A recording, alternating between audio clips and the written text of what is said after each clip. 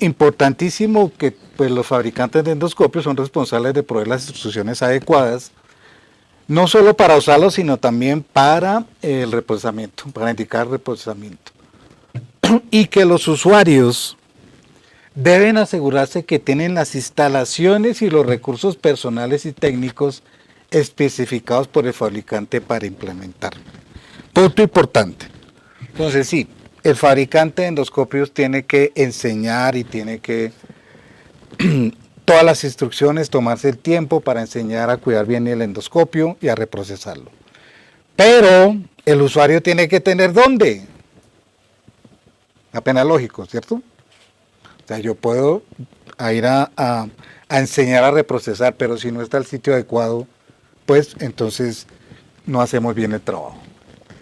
Resumen entonces lo que pasó con los duodenoscopios, que afortunadamente pues cesó toda esta barbarie que con el tema de las enterobacterias, que lamentablemente llevó a la muerte de 42 pacientes.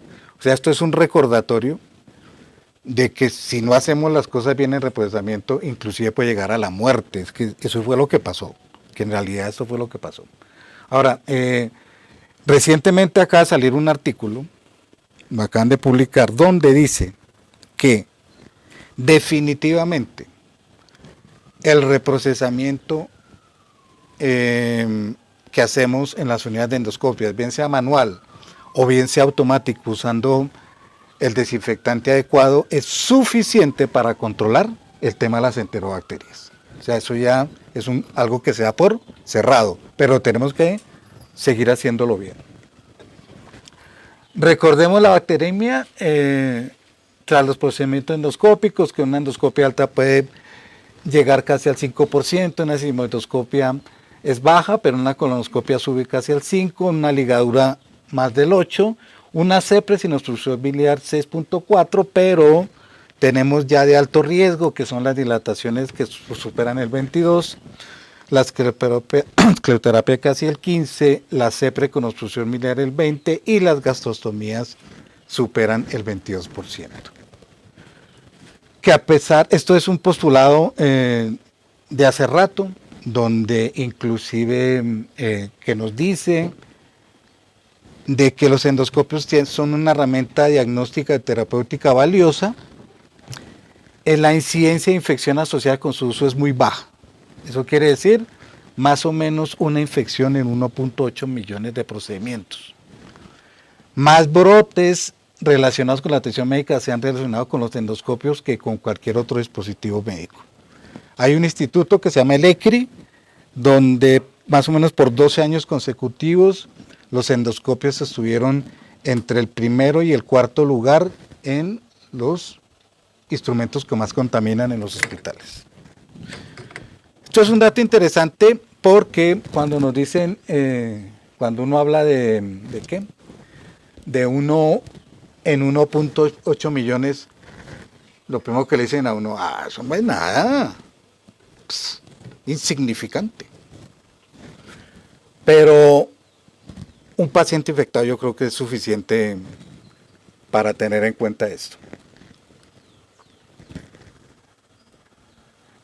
¿Qué afecta el reprocesamiento? El número de ubicación de los microorganismos, la resistencia innata de ellos, la concentración y potencia de los desinfectantes, factores físicos y químicos, presencia de materia orgánica, la duración de exposición al desinfectante a alto nivel, el famoso tema de los biofilms, que son un conjunto de microorganismos pegados unos a otros, recubiertos de una matriz polimérica extracelular, que pueden ser hallados después, horas o semanas después de realizar un tratamiento. Pero el problema son las consecuencias clínicas del biofilm. Son responsables de infecciones crónicas y persistentes. Se me fue una de más. Puede tolerar altas concentraciones de antibióticos porque los antibióticos pueden reaccionar químicamente con los componentes de esa matriz. Neutralizan los mecanismos de defensa, incluyendo la fagocitosis, y las bacterias productoras de biofilm resistentes a los antibióticos son responsables de la muerte importante entre pacientes con afecciones adversas como deficiencia inmunológica o cáncer.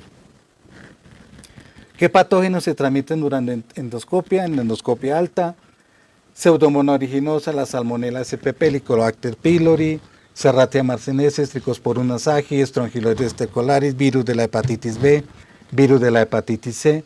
En una colonoscopia, Pseudomonas aeruginosa, Salmonella spp, Ciclobacter frundi, Enterobacter aeruginensis, virus de la hepatitis C.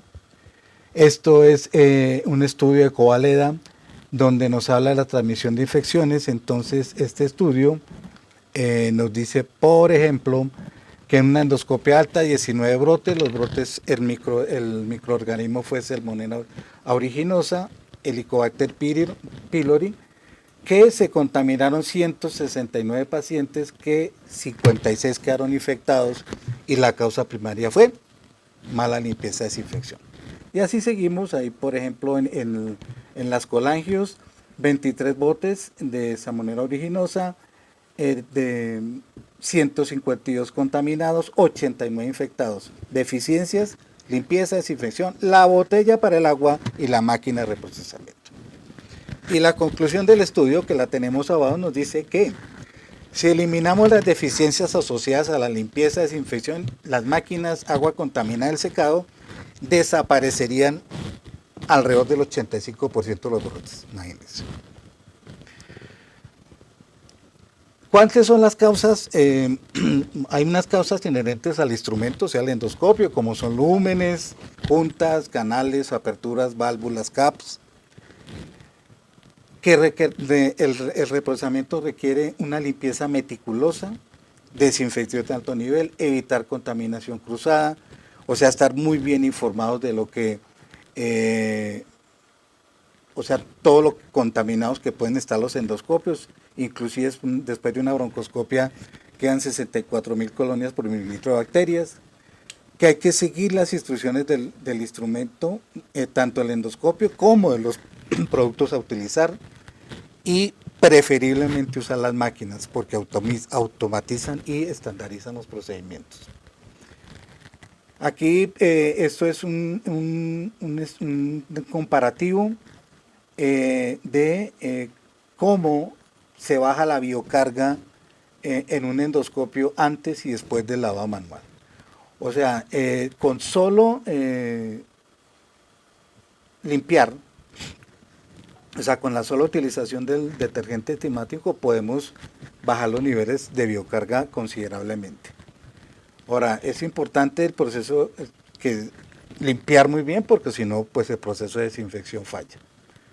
La limpieza, recordemos, es remover la suciedad visible de los objetos. Usamos detergente enzimático, que debe ser grado médico, enzimas preferiblemente proteolíticas porque disuelven la materia orgánica, pH neutro, baja producción de espuma y que actúan en corto tiempo. Existen detergentes no enzimáticos también que eliminan los residuos y actúan en tiempo rápido.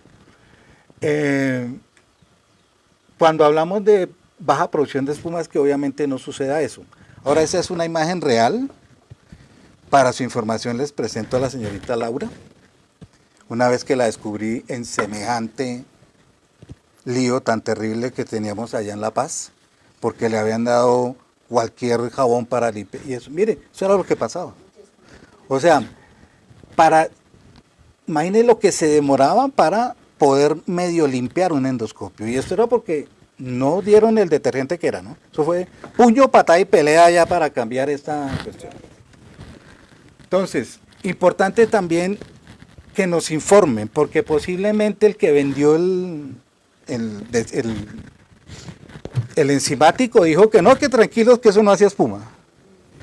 Entonces tenemos que tener seguridad, que nos hablen de la temperatura y en cuánto tiempo actúa. Porque ¿qué pasa? Entonces le dicen a uno, no, tranquilo, que eso actúa a temperatura ambiente. ¿Y cuál es la temperatura ambiente?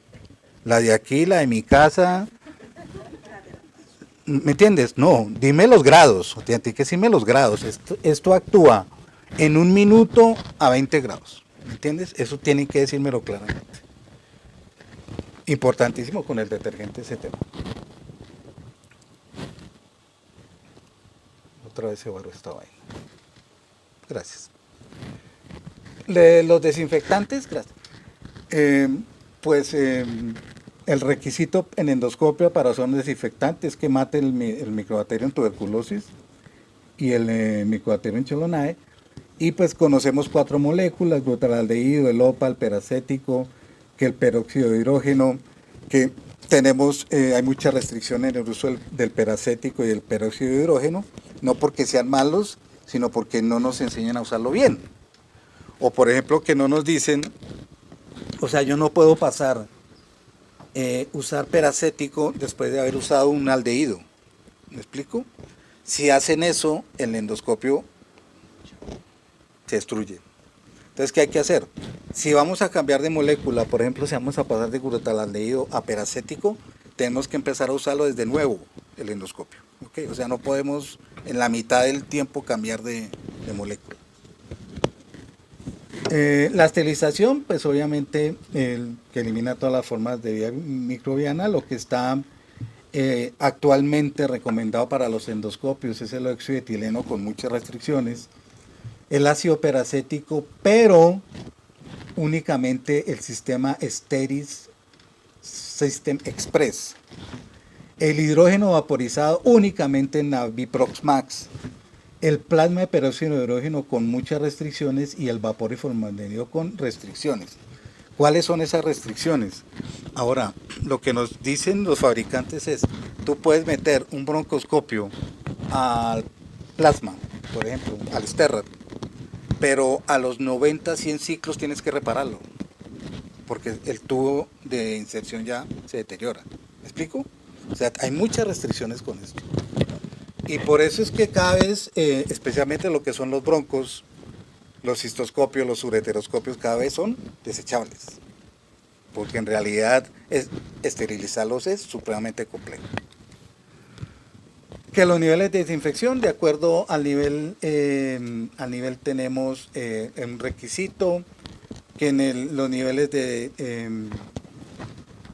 los desinfectantes de alto nivel actúan muy bien sobre todas las bacterias, hongos, virus, bien sea lipofílicos o hidrofílicos, que desinfectante intermedio, poco sobre las esporas, poco sobre los virus hidrofílicos, y bajo nada sobre el bacilo tuberculoso, sobre las esporas, poco sobre los hongos y nada sobre los virus hidrofílicos. Entonces es el panorama. Pero de que de aquí es donde decidimos qué hacer siempre. Y esto yo creo que es algo que tenemos que tener siempre metido en nuestra cabeza referente a la desinfección. Que empezamos con los priones, específicamente la variante A de la enfermedad Creutzfeldt-Jakob, que es la que produce la cefalitis espongiforme, la enfermedad de las vacas locas, que algo contaminado con esa variante tiene que destruirse. O sea, ojalá nunca lo vean, ojalá nunca nos pase.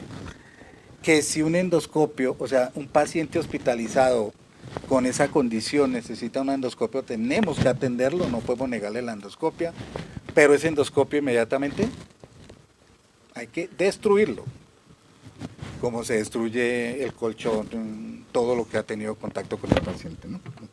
Entonces existe algo que dicen que por qué no lo guardamos por si aparece otro paciente con esa condición. Y todos sabemos que un endoscopio allá colgadito, sin usar, cualquiera llega ahí, venga, lo usamos porque no tenemos con qué trabajar y mire el lío que nos metemos. Que hay ciertas esporas, como el Clostridium difficile con el perfigenes, que el Cryptosporidium, ¿no?, que necesitan esterilización, pero ¿cuál? La que hablábamos antes, que son las famosas esporas que podemos acabar con el óxido de etileno, etc. Y de ahí para abajo el micobacterio, pues desinfección de alto nivel, los virus no lipídicos como polio, resfriado común, hongos como la cándida, el aspergillus, el Trichosphistum, son muy fáciles de eliminar con desinfección de alto nivel. Y que lo peor que nos toca todos los días, las bacterias vegetativas como las pseudomonas, la salmonella, el staphylococcus, la Escherichia coli, los virus lipídicos maduros, hepatitis, herpes, HIV, citomegalovirus, ébola, coronavirus, eso se acaba con muy fácilmente. Y se acaba tan fácilmente, pues ya recordemos, pues, ¿cuál fue la primera recomendación para el coronavirus? Agua y jabón, ¿no? Bueno, era porque son muy fáciles de acabar. Y que teniendo en cuenta entonces este cuadrito que tenemos es lo que nos dicen que no debemos alterar el protocolo de reprocesamiento dependiendo de la condición clínica del paciente, incluyendo pacientes inmunocomprometidos, tuberculosos, virus de hepatitis B, hepatitis C, coronavirus. O sea, nunca alteremos el procedimiento de procesamiento, no hay que alterarlo jamás independientemente de la condición clínica del paciente. Claro que nos hablaba Spalding sobre los elementos críticos, semicríticos, no críticos, que es lo que nos da la guía de lo que tenemos que esterilizar. Esto es lo que hablábamos de esterilización, que siempre nos debe dar una certificación física, química, biológica. El tema de la desinformación, lo que les decía, que hay gente que dice que los desinfectantes de alto nivel desinfectan, esterilizan después del tiempo, que es algo tan falso como esto. Yo me imagino cómo harían en ese hotel, pues. ¿La meterían en la taza autoclave o qué? ¿O la dejarían 3 días en SIEX? Eso es lo más mentiroso que existe en el mundo. ¿Cómo ya lo van a esterilizar un sanitario? Es absurdo. Entonces, lo mismo de la izquierda también es imposible. ¿Qué? Los endoscopios tenemos que desinfectarlos de alto nivel porque son semicríticos y los no críticos pues son un transductor, un tensiómetro, etc. Importante lo del desinfectante. Aquí es otra cosa que les quiero recordar. No todos los desinfectantes son iguales, no todos actúan igual. Siempre tenemos que saber la concentración, el tiempo de contacto que nos debe quedar el fabricante, la temperatura, la cantidad de enjuagos y cuánto dura. Todos son diferentes. Lamentablemente no se tratan los desinfectantes de la misma manera. Cada empresa es diferente. Entonces, si aquí nos venden un OPA que actúa en 5 minutos, mire que ahí dice que va a actuar a 25 grados centígrados y necesita 2 enjuagues. ¿Cómo controlamos la temperatura en un desinfectante? Que claro, tenemos un termómetro ahí para ver. Y si está frío lo calentamos y todo. Eso no pasa, ¿cierto? Eso, la única manera de controlar la temperatura en un desinfectante es con una máquina, usando las máquinas de reprocesamiento. Porque ellas sí, uno programa la máquina para que tenga el desinfectante a tanta temperatura. ¿Ok? Manualmente es imposible, entonces ahí dice también, ahí menciona lo de temperatura ambiente. ¿Ven? Ahí dicen que 20 grados es temperatura ambiente. Y si no tengo, y si está a 25, ¿qué hago?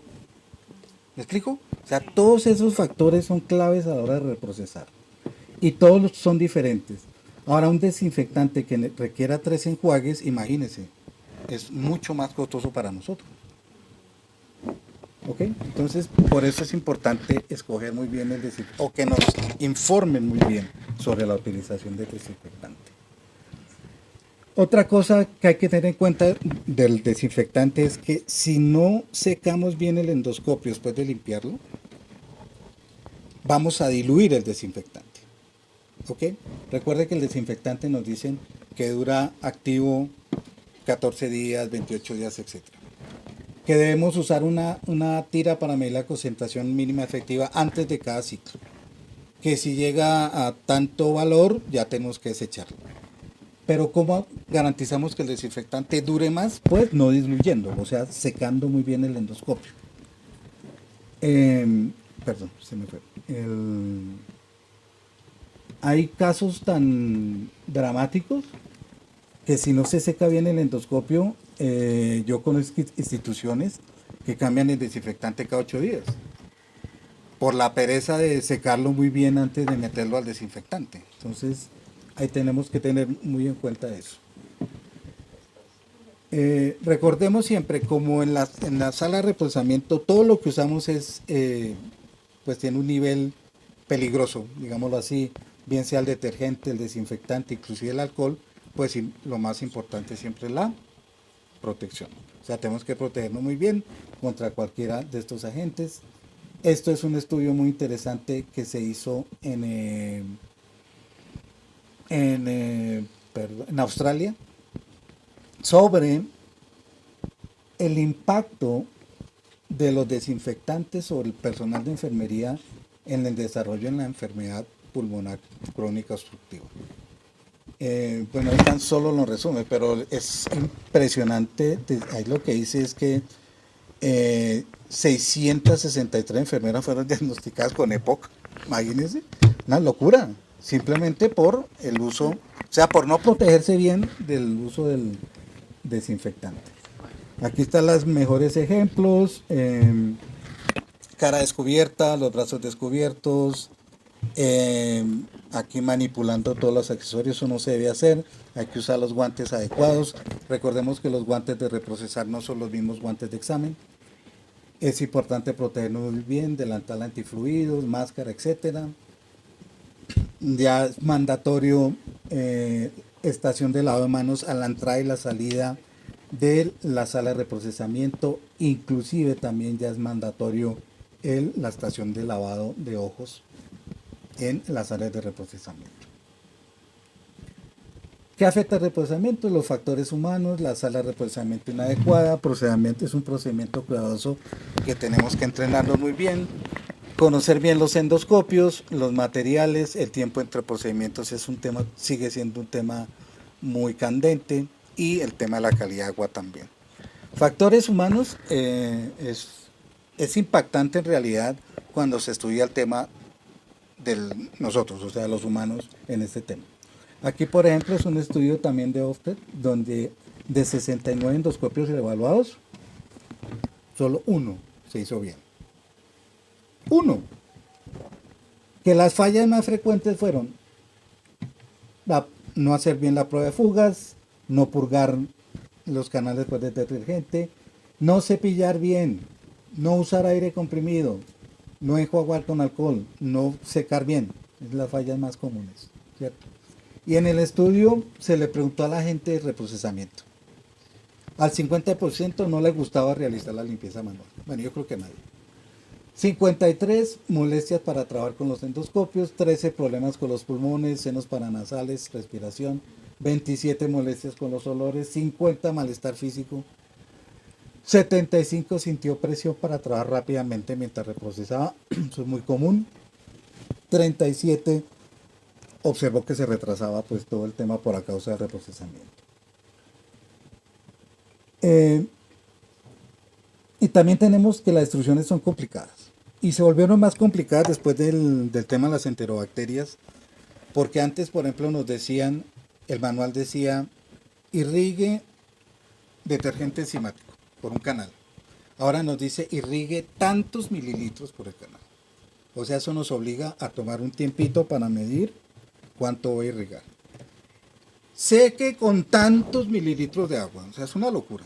Entonces el manual de 50 páginas se volvió de 300 y se nos empezó a complicar la vida.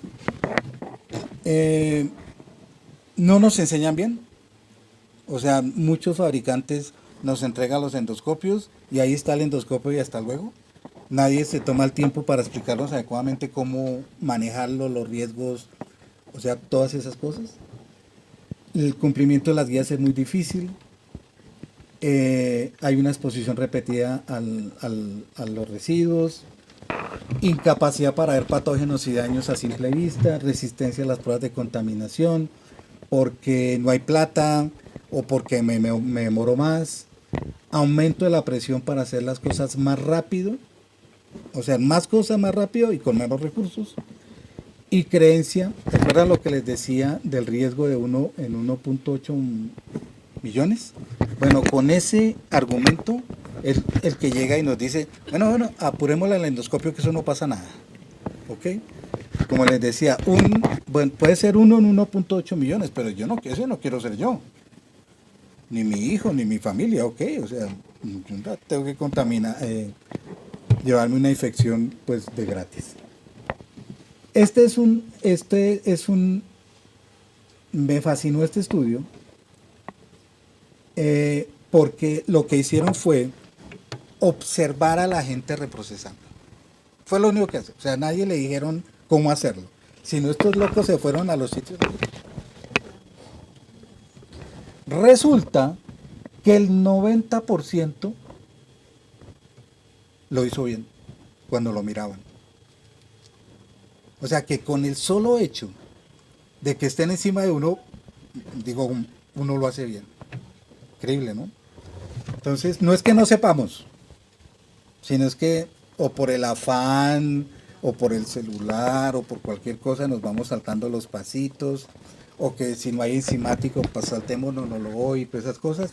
O sea, eso es lo que empezó a pasar. Es un estudio supremamente interesante que me pareció para mostrar. El tema de los espacios no apropiados, seguimos encontrando sitios donde se hace procedimiento y se reprocesa ahí mismo.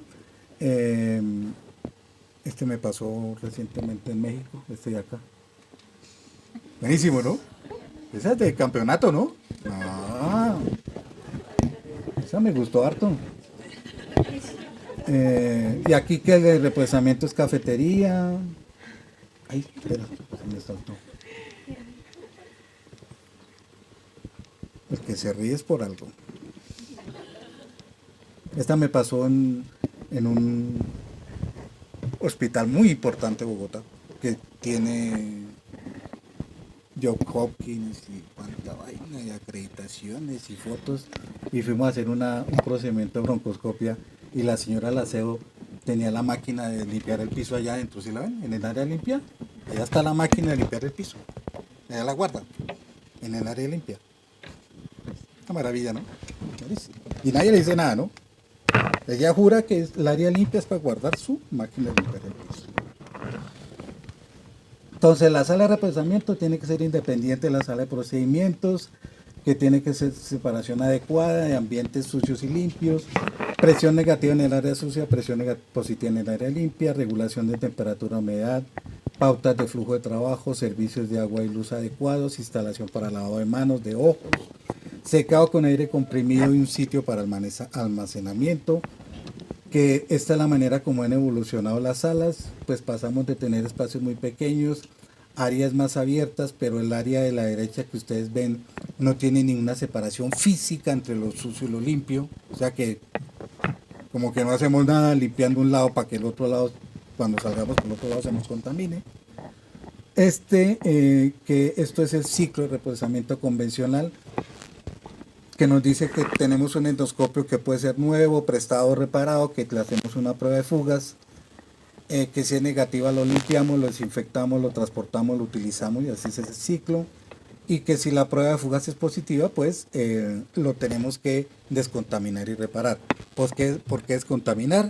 Porque no podemos mandar un endoscopio contaminado fuera de la sala de endoscopio, y menos a la calle, ¿no? Y menos a los muchachos que reparan, pues mandarle un endoscopio contaminado. O sea, tenemos que buscar la manera de descontaminar los endoscopios antes de mandarlos a reparar. Este es un ejemplo de un área sencilla de endoscopia, muy sencilla, pero que sí tenemos podemos entrar por un sitio separado con una pared del área limpia, y tenemos un ciclo de trabajo. Entramos por un lado con lo contaminado, prueba de fugas, desinfección, limpieza, secado, si tenemos máquina, perfecto, si no, hacemos desinfección manual, secamos, enjuagamos, secamos, colgamos o transportamos, pero tenemos un flujo de trabajo, ¿okay? Y tenemos separado aquí al menos un poco lo limpio de lo sucio, ¿okay? Entonces es más o menos una salita que hay que considerar soluciones para todas las personas que trabajan ahí, que las superficies ser impermeables, evitar la madera porque absorbe, o sea, nada de madera. El tema de de las posetas, idealmente que sean de 50 por 40 de 15, que lo que más mata de hacer reprocesamiento es que en los hospitales esas posetas son hondas y termina uno a los 2 minutos de la espalda muerto, Y por eso es que a nadie le gusta reprocesar endoscopios, porque no está ergonómicamente hechas las cosas. La facilidad del agua, ojalá que sean grifos, ¿cómo se llama? Automáticos, o sea que no así manuales. El tema de la calidad del agua en las salas de endoscopia, no es cualquier agua, que el agua tiene que ser prefiltrada. Dependiendo de la calidad de agua se usan dos o tres filtros, que un filtro es para partículas y el otro es para bacterias. Y aquí es apenas lógico porque uno de los pasos de reprocesamiento al final nos dice que para enjuagar el desinfectante debemos usar agua estéril. Que si no tenemos agua estéril tenemos que tener agua mínimamente de una calidad aceptable, no es cualquier agua, ¿ok? Entonces tenemos que garantizar que el agua que se usa en la sala de endoscopia tiene que tener las condiciones ideales. El tema del aire comprimido, seguimos en discusión con este tema. Personalmente yo soy del grupo que preferimos secar con aire comprimido porque es más rápido, porque me garantiza que seco el endoscopio bien para poderlo desinfectar, porque el usar compresas, el usar papel, etcétera, creo que es más caro, creo que contamina más y no seca bien. Entonces yo creo que el aire es lo mejor que hay, simplemente tener la precaución de que sea máximo 24 psi, pero no es cualquier aire. Hay que usar gas medicinal, filtrado, libre de líquidos, de vapores, de hidrocarburos. No podemos usar un compresor de esos de pintar carros pues para esto.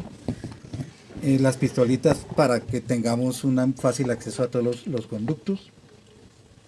Tenemos que tener una temperatura, humedad relativa y la ventilación en la sala. Recuerde que esto es norma. Temperatura estar entre 15 y 22 grados centígrados con una humedad relativa que no supere el 60%. Porque temperatura de humedad más alta favorece el crecimiento microbiano. Ventilación, flujo de aire, importantísimo. Tiene que tener la sala de reprocesamiento presión negativa de 10 intercambios por hora en el área sucia y en el área limpia, presión positiva de 10 intercambios de aire por hora. Todas las recomendaciones están en la última guía de las sociedades científicas, donde hablan de todos estos temas, que cada vez estas guías más extensas. Esta última creo que ya tiene 18 páginas. Y acaba de salir la última guía también de la Organización Mundial de Gastroenterología, que las invito a que se la lean, no son sino 52 paginitas. Pero el tema del control de la calidad de reprocesamiento, el tema de los cultivos, no hay una recomendación específica, pero lo que nos dicen es que hay que hacerlo de vez en cuando, o sea, y entre más recursos tengamos, pues más periódico hacerlo, ¿ok? Que si se hacen esas pruebas que sean estandarizadas, o sea, que la haga gente que sabe esto, ¿no? Que en realidad se va a hacer estas pruebas. Retirar endoscopios no sumergibles, el entrenamiento es importante en todas las precauciones universales, las certificaciones deberían ser anuales para el personal que está dedicado al tema de reprocesamiento.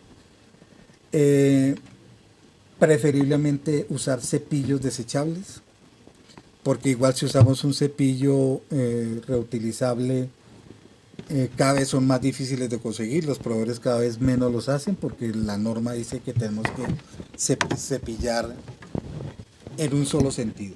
O sea, nosotros, lo que dice la norma desde el punto de vista de control de infecciones es, si yo meto un cepillo, no me puedo devolver. ¿Me explico? Si yo meto un cepillo, tendría que tener la posibilidad de alargarlo por el otro lado. Y ningún cepillo reutilizable podemos hacer eso. ¿Ok? Por esa es la razón. Por eso tenemos que usar cepillos desechables que tienen cerda al lado y lado, o que no tienen la cita, pues la orejita para agarrarlo. Entonces, no podemos entrar y salir. Tenemos que entrar y jalar. La prueba de fugas hay que hacerla mandatoria después de antes de cada ciclo de reprocesamiento. circular muy bien el detergente enzimático. Estas son las recomendaciones que siempre hemos hecho. Desechar el enzimático después de uso, porque acuérdense que son enzimas. Las enzimas actúan y desaparecen. Que un enzimático, reusar un enzimático es totalmente absurdo porque ya no hay enzimas, ya no hacemos nada. El uso de las tiras para la concentración mínima efectiva, mandatorio. La botella, por favor, no se les olvide, al menos esterilizarla o desinfectarla a alto nivel al menos diariamente con mayor frecuencia, dependiente del paciente, del tipo de paciente o del procedimiento endoscópico que vayamos a realizar. Todas las botellas de todos los proveedores son fáciles de reprocesar, esterilizar en autoclave. Que después de la desinfección en enjuague, todos sus canales con agua estéril o potable y filtrada, y jamás reutilizar el agua al enjuague. El tema del agua estéril. Después nos dicen que hay que usar alcohol. Entonces, ¿por qué usamos alcohol? Hace poco salió otro documento en Estados Unidos. Hay una agencia que se llama AMI, que es la más severa en el tema de control de infecciones. Y con el tema de reprocesamiento se puso, pero grave. O sea, con unas exigencias tan altas que los médicos las refutaron. Y están en una pelea entre la AMI y los médicos, porque las exigencias de la AMI son violentas. Entre esas, tenemos que usar agua estéril. Sí o sí. Imagínense. Si yo uso agua estéril, utilizo agua estéril, no necesito alcohol. O sea, nosotros estamos usando alcohol, es porque no usamos agua estéril. Es así de sencillo. ¿Ok? Porque el alcohol es lo que nos evita la contaminación con los microorganismos del agua. Entonces, todavía hay cosas muy serias que están tratando entre la AMI y los médicos en ese tema. El tema de las jeringas. Yo creo que esto es lo más aburridor que existe, creo que es lo que más afecta al reprocesamiento, es el jeringueo ese tan salvaje. Pero esto tenemos soluciones hace rato, hay bombas para reemplazar las jeringas, eso existen y en muchas marcas, y eso no es tan caro, pues. Bueno, es más barato tener una bomba que alguien incapacitado porque no puede ni caminar. O las máquinas, nada que hacer, las máquinas es lo mejor que existe. Hay que reprocesar, o sea, las máquinas se estandarizan, la máquina mantiene a temperatura el químico, no hay error humano, o sea, y ahí no pone el botón, y eso dependiendo de la máquina, ¿no? O sea, recuerde que la máquina no lo hace más rápido, ¿no? Sino lo hace bien, ¿ok? Esa es la diferencia. No es que tener una máquina significa que sea más rápido, sino que simplemente uno hunde un botón y ya tiene tiempo para hacer otras cosas, para organizar, y eso termina el ciclo y ya, ¿ok? Pero no es que sea más rápido. Entonces, pero cada marca de máquinas pues nos dice 19, 21, 23 minutos, depende del químico, etc.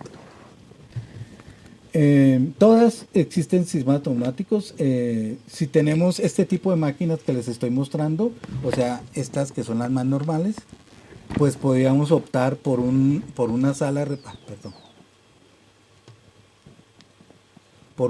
reprocesamiento como esta, o sea, que sea una sala abierta de un solo flujo, ¿ok? Que entramos por un lado con lo contaminado y seguimos un ciclo, aquí están las máquinas, y salimos, ¿ok? Pero, ¿cuál es la tendencia de las máquinas? Las máquinas modernas son de este tipo, o sea que metemos por un lado y sale por el otro de la máquina. Entonces, los espacios, las salas de reprocesamiento modernas son de este tipo. O sea, las máquinas son la barrera entre lo limpio y lo sucio. ¿Okay? Entonces, estas son las salas modernas de reprocesamiento. Aquí entramos con todo lo contaminado. Aquí a la izquierda, aquí están las máquinas. Y el endoscopio sale por un lado totalmente, todo el mundo tranquilo, de la separación entre lo limpio y lo sucio.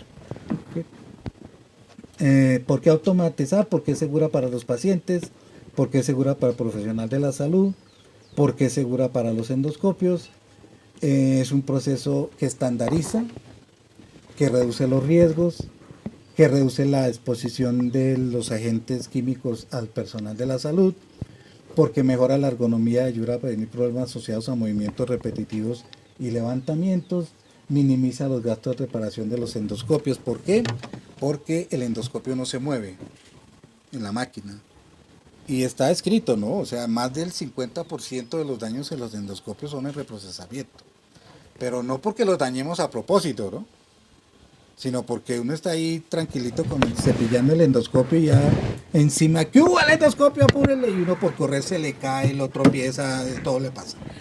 ¿O no? Ah, bueno, por eso es lo que pasa. Entonces, si está en la máquina, no. Y el endoscopio está en la máquina. Y lo necesito ya. Hermano, le faltan como 10 minutos. Y no la puedo parar, ¿no? ¿Sí o no? No se puede parar. Tiene que esperar. Todos felices. ¿Qué dicen las guías mundiales sobre esto? Mire, la Organización Mundial de Gastroenterología, que un gran número de procesos son automatizados, estandarizados, reduciendo la probabilidad de omisión en las etapas. La Sociedad de Enfermería nos dice que disminuye la exposición de funcionarios a los desinfectantes. La Asociación de Médicos dice que los reprocesadores automáticos son diseñados para garantizar que el reprocesamiento es realizado de manera consistente. La Sociedad Británica, que exponen de forma confiable los componentes internos del endoscopio durante los ciclos de la desinfección. La Sociedad Australiana, la desinfección manual ya no es aceptable. O sea, en Australia ya ni siquiera acreditan al sitio para hacer endoscopias y no hay una máquina. O sea, ya nadie le cabe en la cabeza hacer reprocesamiento manual. Es un proceso complejo con etapas que han sido seguidas rigurosamente.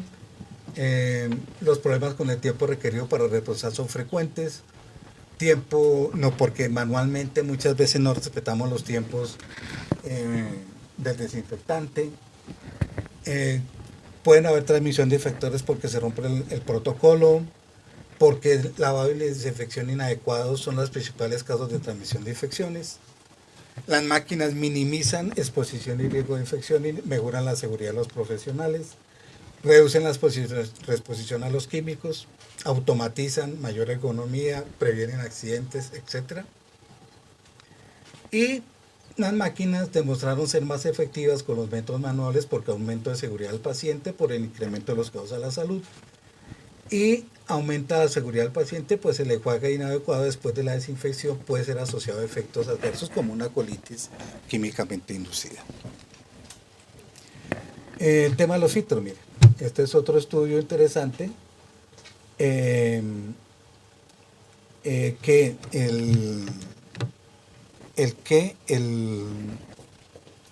o sea, cuando nosotros nos dicen tienes que cambiar el filtro con determinada frecuencia, y si lo hacemos de acuerdo a la recomendación de la fábrica, el tema de los filtros, mire que está la utilización adecuada de los filtros, o sea, el cambio frecuente de los filtros, frenó una epidemia de Microbacterius avium en Estados Unidos. O sea, que sí es importante y funciona el recambio de los filtros adecuados.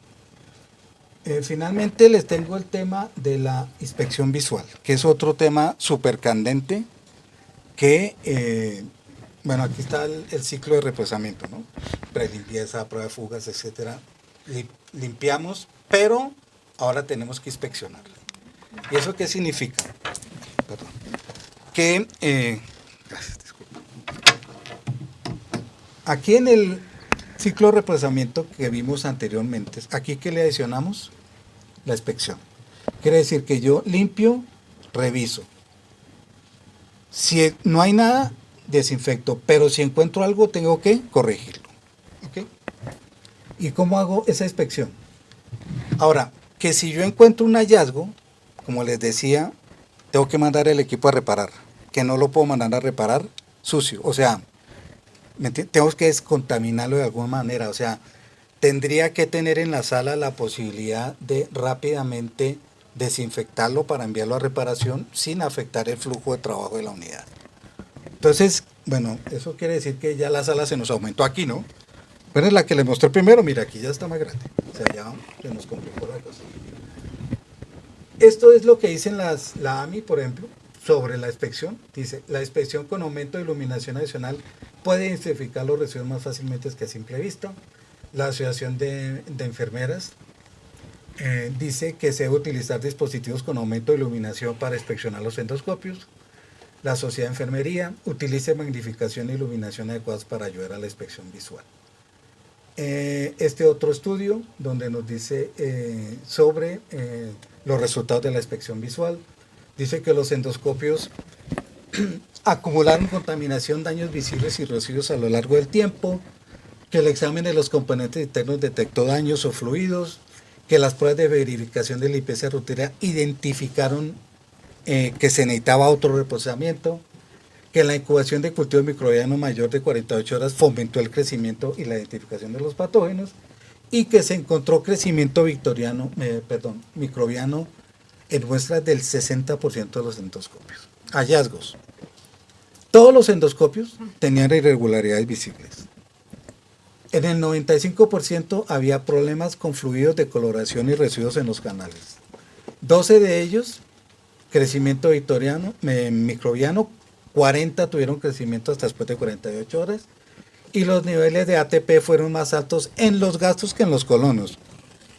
Bien curioso, ¿no? Que nosotros siempre asumimos que los colonos están más contaminados. En el 85% de los endoscopios requirieron una reparación debido a los hallazgos. Entonces, ¿qué es lo que nos dicen? Antes de desinfectar, tenemos que evaluar limpieza, partes que faltan, claridad de los lentes, integridad de los sellos, daños físicos y funcionamiento. ¿Con qué?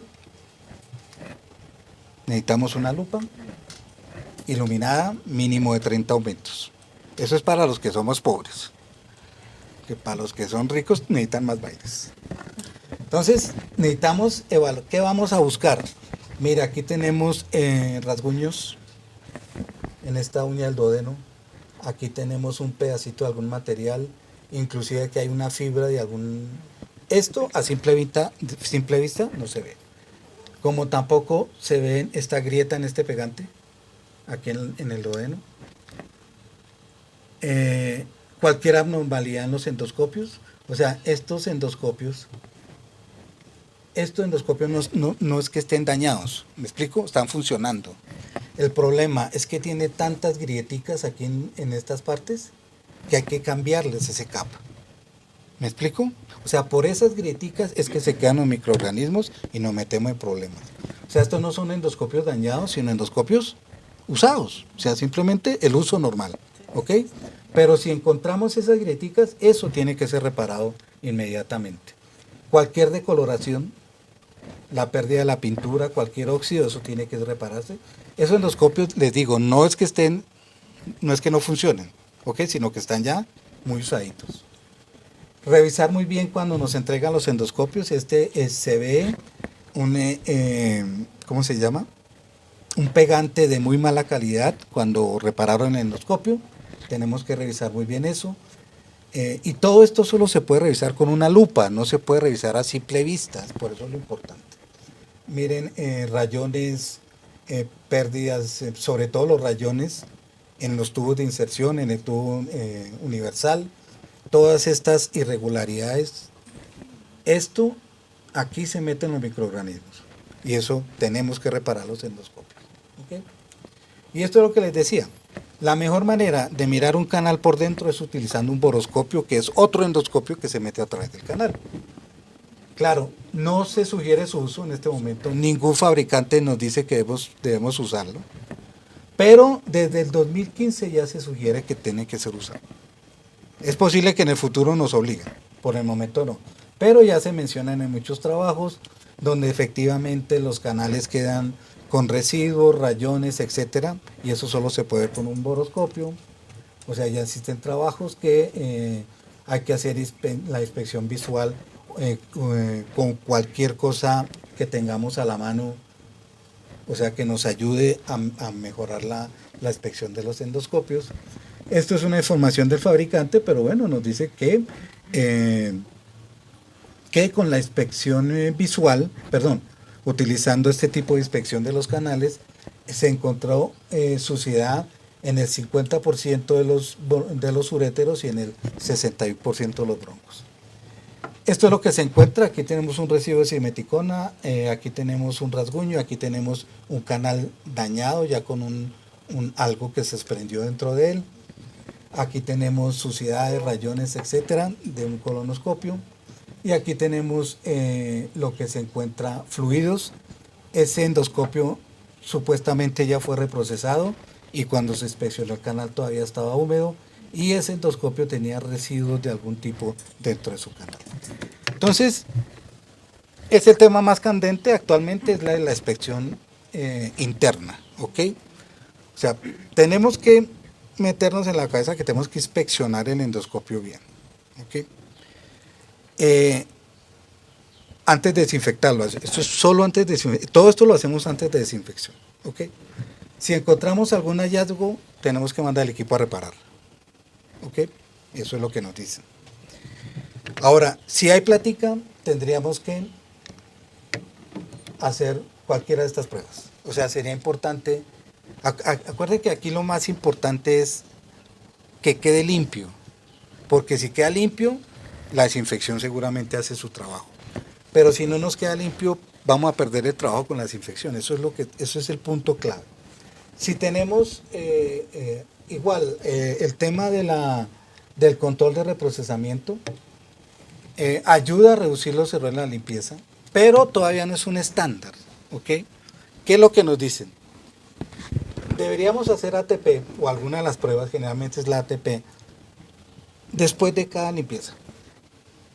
Si no hay platica, pues entonces hagámoslo cada 8 días. Si no hay plata, pues cada mes, pero tenemos que volverlo como un protocolo para garantizar que los endoscopios queden limpiados, bien limpios. Entonces, muy importante, lo que les decía, eso es lo que se viene con el tema de reprocesamiento. Todavía no es obligatorio, pero es para que lo tengamos en cuenta. Pero sí lo que les recomiendo muchísimo es consígase la lupa para revisar sus endoscopios, que no tengan defectos, que esos daños cosméticos se pueden volver también daños fuertes, ¿no? Si detectamos una grietica a tiempo, eso es una reparación más barata que si se inunda el endoscopio, ¿ok? Eso era lo que les quería hablar.